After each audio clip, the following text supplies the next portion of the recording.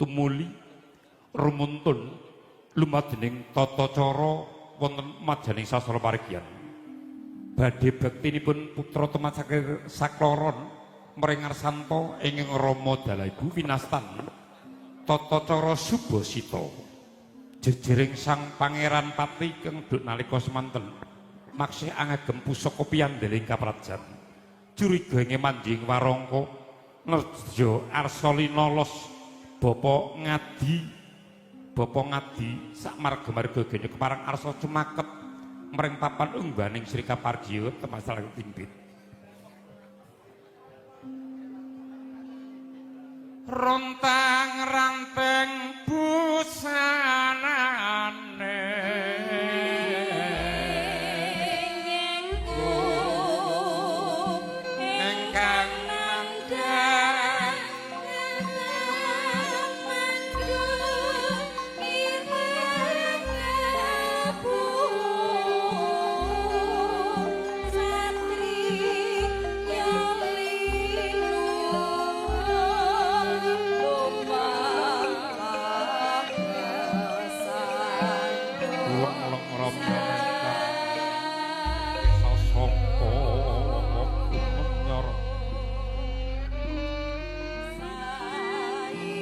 Datan malang tumulih rumuduk kadya dikluk ing pari kang ustuwa kemanten sarebit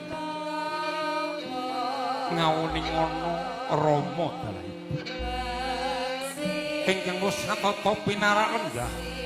mangkana kemanten sekloron sesedokan sowan prengarsanta ing Rama Dalaibu arsa nyadang rumentang Budyastawa asung bekti jejering putra dumateng ingkang Rama Dalaibu Rama Ibu kula ingkang sowan wonten sapanjenengan Rama Dalaibu bekti panjenengan bekti kula ingkang nedya kepareng katur kula kekalih nyadang rumenteng Budyastawa ingkang mangka minangka pancet dan sejarah kalanipun kula kekalih nedya arsa lumban wonten ing bebrayan agung Rama iya Ger anakku sira bocah sekloron Ger birawaning penggalih Rama kelawan ibu ora kaya awan kalodhangan awit Rama kelawan ibu wis sembada anuruti marang pamotaing anak lelung isen ndak bakal rawe-rawe rantas malang-malang yekti Rama ibu butung amung pitung pasing keng Rama jer lajering bebrayat kaya ngendikane Nabi Agung Muhammad sallallahu alaihi wasallam rikalane bakal murut marang kasedan jati paring piwelik usikum bisolati tegese manungsa kang kudu nengena ngibadahmu marang ngarsaning Gusti ingkang Maha Kawasa Nger nuwun inggih Rama Ibu pangantika panjenengan ingkang badhe kula estokaken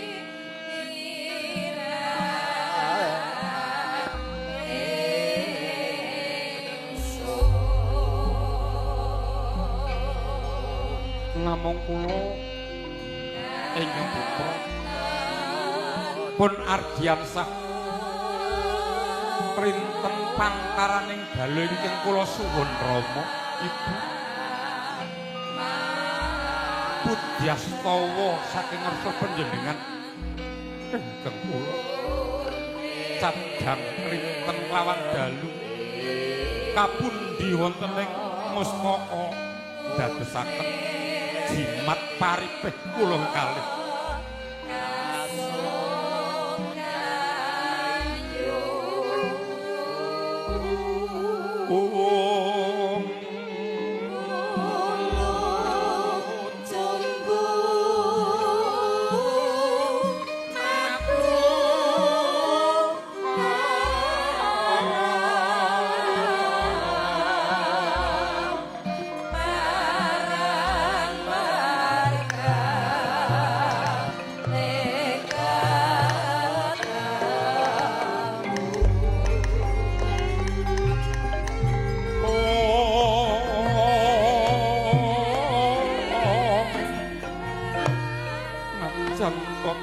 jejering ibu najan to jejering ibu pamestri nggih kula ibumu kelingan wangsaning para winasis luwih-luwih Kanjeng Sunan Kalijaga duk nalika mulang muruk Kanjeng Sunan Kalijaga duk nalikane mulang muruk paring pewarah marang Ki Juru Mertani mongko pujangga ing kraton Mataram ing uni peranganing pacul lamun to sira mangerti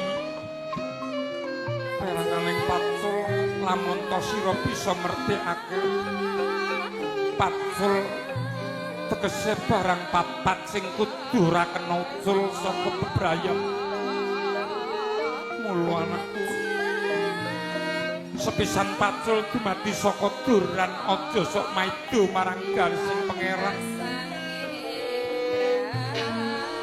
sing luwih pono luwih ngerti wong atuwamu kakung yen anakku bener sepisan pacul kang dumadi saka duran aja sok maido marang garising pangeran ingkang angka 2 ger pacul kang dumadi saka tanding tegese sira kang wis padha winengko ing Jatukrama aja sok nanding-nandingake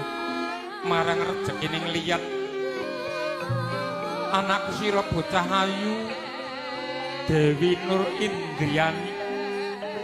krana sira kang wis winengko ing kakung aja sok nanding-nandingake marang kebagusaning